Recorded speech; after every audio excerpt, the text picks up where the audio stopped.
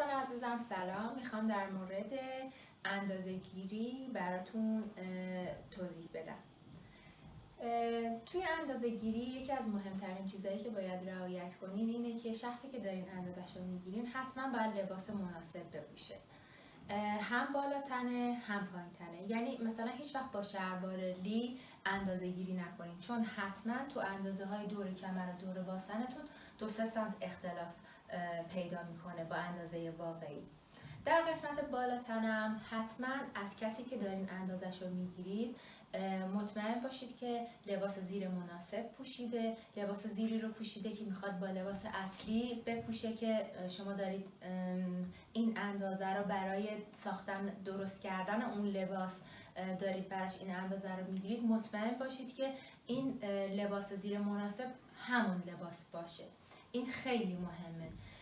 من یعنی واقعا روی این نکته تاکید میکنم، به خاطر اینکه اگر این موضوع رو یکم شل بگیرین خیلی به مشکل برمیخورید، مخصوصا تو قسمت برش عصایی و وایسادن قسمت بالاتنه روی سرشونه و روی سینه. واقعا لباس خیلی ایراد دار میشه، پس خیلی به این نکته توجه کنید. اولین چیزی که شما لازم دارید برای اینکه اندازه‌گیری رو شروع کنید یه نخ هست. این نخ رو شما خودتون میتونید درست کنید. من این نخ رو با نخ‌های دمسه برای خودم درست کردم. شما هم میتونید همین کار بکنید، یا هر نخ دیگه‌ای که یکم ضخامت داشته باشه و بلندیش از 120 سانت کمتر نباشه، چون که شما سایزهای مختلف رو میخواین اندازه بگیرید و باید فضای گره زدن داشته باشه. این نخ رو من میخوام توی کمر شخص ببندم. بعضی از افراد وقتی که شما نگاهشون میکنید دور کمرشون کاملا مشخصه، با چشمتون گودی کمر رو میبینید، ولی بعضی از افراد گودی کمر مشخصی ندارن. باید ازشون خواهش کنید برای اینکه دور کمر پیدا بشه، جای گودی کمر پیدا بشه، دستشون رو توی کمرشون قرار بدن. Put your hands on. Thank you. وقتی که دستشون رو توی کمر قرار میدن جای گودی کمر خود به خود پیدا میشه و شما با بستن اون بند گودی کمر رو پیدا میکنید. اگر هم که گودی کمر مشخص بود، جاش تقریبا یک بند انگشت بالای ناف هست. وقتی که میخواین این نخ رو گره بزنین خیلی نکشین که مثلا ببینین دورش این شکلی چین افتاده، یا خیلی هم شل نباشه که این دور بدن بیفته. باید یه اندازه اینو بکشین و گره بزنید که مطمئن باشید دور کمر داره راحت حرکت میکنه و سر جاش وایساده نمیفته. و اینکه این خط حتما باید چک کنید در جلو و پشت به موازات خط زمین باشه. این موازی بودن خیلی مهمه، دقیقاً چون چشم تشخیص میده این رو. معمولا مثلا دقت کنید که بغلاش به سمت پایین نیفتاده باشه، اینو خیلی دقت کنید. برای اندازه گرفتن دور کمر متر رو اطراف همین نخ قرار میدم. سعی میکنم روی نخ نیام، چون خود این نخ یکم به من یکم حجم میده و ممکنه اندازه رو توش اشتباه ایجاد کنه. لازم نیست که انگشت پشتش بذارید یا گشادتر بگیرید یا خیلی تنگ بگیرید. دقیقاً همون اندازه‌ای رو بگیرید که متر داره. با گذاشتن عادی روی کمر، گذاشتن عادی متر روی کمر به شما نشون میده همون عدد میشه عدد دور کمر. اندازه بعدی اندازه دور سینه است. وقتی که میخواین دور سینه رو بگیرید به این شکل دقت میکنید که در پشت متر در راستای پیش به سمت پشت رفته و اینکه متر به موازات سطح زمین قرار داره. دقت کنید وقتی که دارید اندازه دور سینه رو میگیرید، چون معمولا دوستان که داریم اندازه میگیریم دستشون رو به سمت بالا میبرن برای اینکه ما متر رو زیر بغل ببریم و اندازه دور سینه رو بگیریم. حتما توجه کنید که دست به حالت عادی باشه و دور سینه رو شما علامت بزنید، وگرنه چون وقتی که دست بالا میره یه ذره سینه حالت جمع شدگی پیدا میکنه، اندازه شما تغییر میکنه. پس لطفاً به این دقت کنید. متر رو روی یک سینه میاریم و عددش رو میخونیم. باز هم بدون گشادی دادن و بدون کشیدن اضافی متر. اندازه بعدی دور باسن هست. دور باسن بزرگ رو که میخواین اندازه بزنین، شما باید مطمئن باشید که از برجسته ترین قسمت باسن داره رد میشه متر و در جلو و پشت به موازات خط زمین قرار داره و باز اینو روی یک رو میبریم و عدد متر رو میخونیم. اندازه بعدی که در قسمت پیش وجود داره قد بالاتنه پیش است. توی متد اسموت ما قد بالاتنه پیش و بلندی سینه رو از این نقطه علامت میزنیم، ولی در متدهای دیگه مولر و متدهای دیگه از گوشه گردن اندازه گیری میشه. من هر دو رو براتون توضیح میدم. اینجا نقطه شروعی که ما باید مترمون رو بذاریم خیلی مهمه. ببینید از امتداد این دو خط استخونی که روی گردن قرار داره در یه نقطه‌ای به هم میرسه، یه کمی بالاتر از این گودی که اینجا وجود داره، تقریبا میشه گفت 1 سانت بالاتر. متر رو قرار میدم و تا خط کمر اون جایی که این بند رو بستم پایین میام.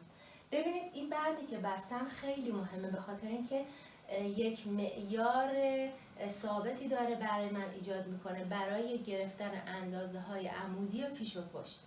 یعنی یک خط ثابت موازات زمین من دارم که در پیش و پشتم اون خط یک جا قرار گرفته. پس این بندی که به کمر میبندین خیلی مهمه. خب روش دیگه که برای بلندی قد پیش وجود داره از گوشه گردن هست. از گوشه گردن روی سینه میاد و به خط کمر میره. اندازه بعدی کارور پیش هست. وقتی که شما از روبرو به بدن نگاه میکنین، گوشه دست جایی هست که خطی ایجاد شده که دست به بالاتنه وصل میشه. وقتی که شما متر رو توی اون نقطه قرار میدین و تا سمت روبرو میبرید، اینجا کارور پیش رو داره به من نشون میده. فقط لطفاً دقت کنیم وقتی که این اندازه رو میخوایم بگیریم، لازم نیست که مترتون رو خیلی به سمت دست ببرین، چون مثلا من میبینم بعضی جاها که کارور پیش رو خیلی بزرگ در نظر میگیرن. اونم به علت اینه که چون بدنا با همدیگه متفاوتن، یه ذره حالتاشون فرق داره. مثلا یه ذره که بدن چاق‌تره یکم ممکنه آدم تو اندازه‌گیری دچار مشکل بشه. من فقط بهتون میگم که مترتون رو خیلی به سمت داخل دست نبرید. این نقطه‌ای که ما میگیم شما باید یک خط فرضی برای حلق آستین این فرد توی ذهنتون در نظر بگیرید که داره از اون نقطه فرضی عبور میکنه و این نقطه نزدیک به همین خط وصل شدن، نقطه وصل شدن دست به بدن هست. خب اندازه‌گیری هایی که در پیش هست تموم شد. خب برای قسمت پشت، حالا برای اندازه‌گیری بالاتنه پشت، نقطه شروعی که متر رو میخوایم بذاریم میخوایم پیدا کنیم. وقتی که سر به سمت جلو خم میشه، اینجا یک استخونی برآمده ایجاد میشه. من اینو با یه خودکار با یه ماژیک یه نقطه کوچیک روش میذارم. وقتی که سر به حالت اول برمیگرده، اون نقطه میشه محل شروع جایی که من باید متر رو بذارم تا قد بالاتنه پشت رو علامت بزنم. بعد متر رو کامل روی بدن قرار میدم. متر رو اینجوری صاف نمیگیرم بکشم، کامل روی بدن که گودی پشت لحاظ بشه در اندازه گیری تا خطی که بندی که بستم قد بالاتنه پشت رو علامت میزنم. خب برای کارور پشت دوباره جایی که دست به بدن وصل شده یک نقطه تقاطعی داره که از اون نقطه برای کارور پشت استفاده میکنم. ببینید متر رو دوباره روی بدن میخوابونم. به این شکل کارار پشت رو علامت میزنم.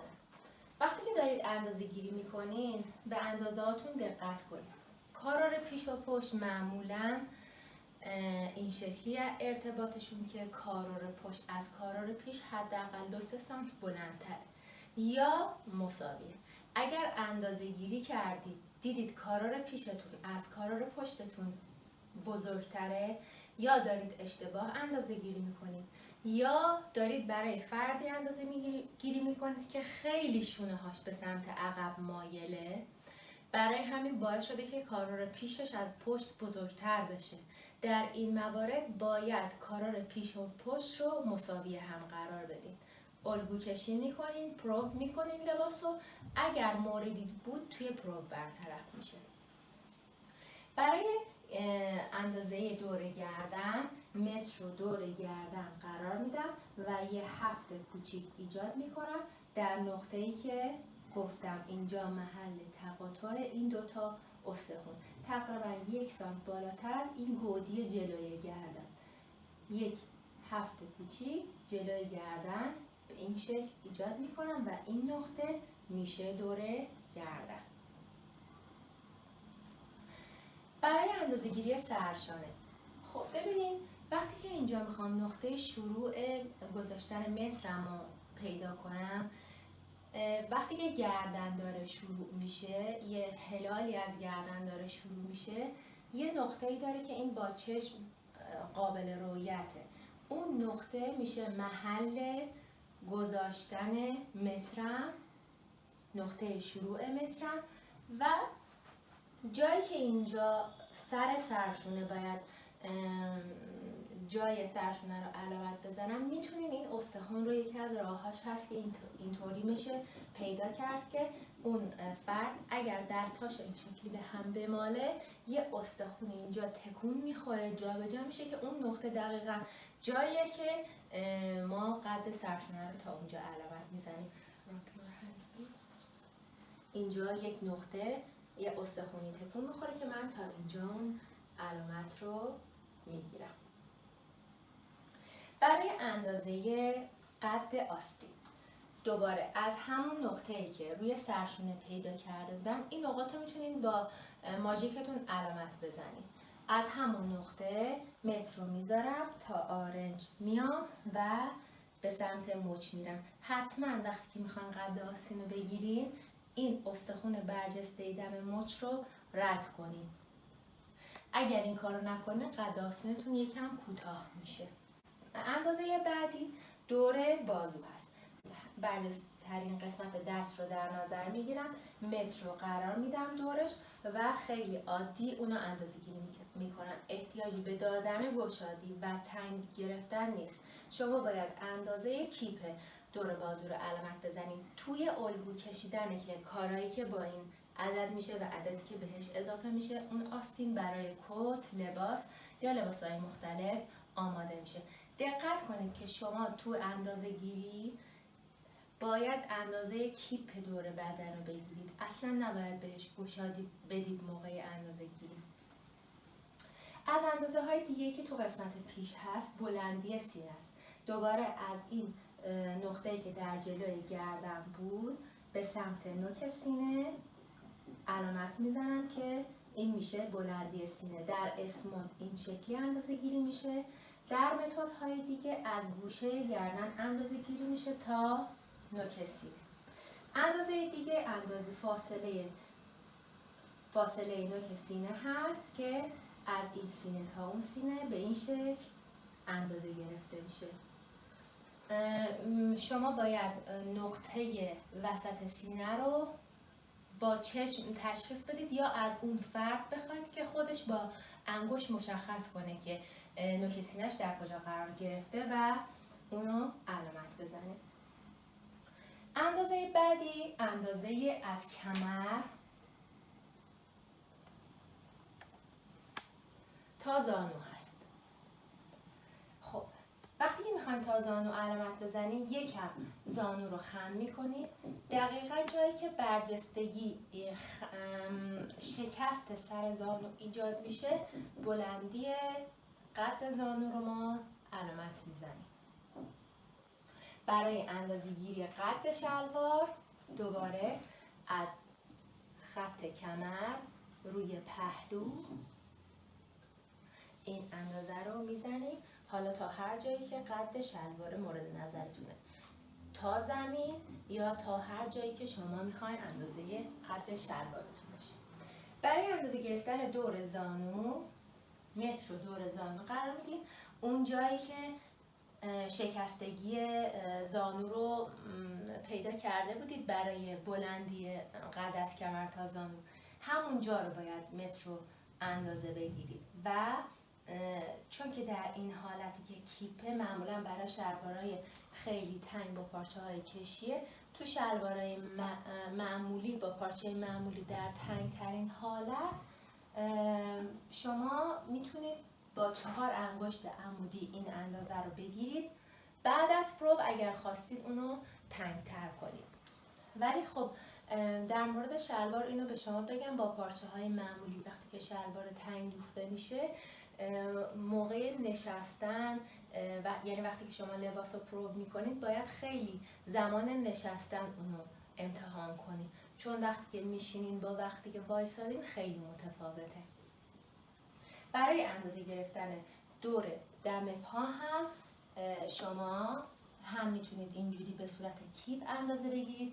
اگه دارید شلوار خیلی گشاد میدوزید میتونید این شکلی متر رو تقریبا دور مچ پا بندازید و گشادیشو اندازه بگیرید. بعضی از گشادی ها به اندازه خود پا هست، به این شکل میتونید گشادیشو اندازه بگیرید. اینا اندازه های اصولی که من بگم قانونش به این شکل مشخصا نیست، چون کاملا سلیقه‌ایه و دور زانو و دم پا با مدل‌های مختلف شلوار متفاوت میشه. یه نکته مهم دیگه در مورد اندازه گرفتن قد لباس بهتون میگم. قد لباس از گوشه گردن اندازه میگیریم، روی سینه میاریم، حتما برجستگی سینه رو رد میکنیم و قد کت، مانتو یا پیرن یا هر چیز دیگر رو به هر بلندی که خواستیم به این شکل اندازه میگیریم.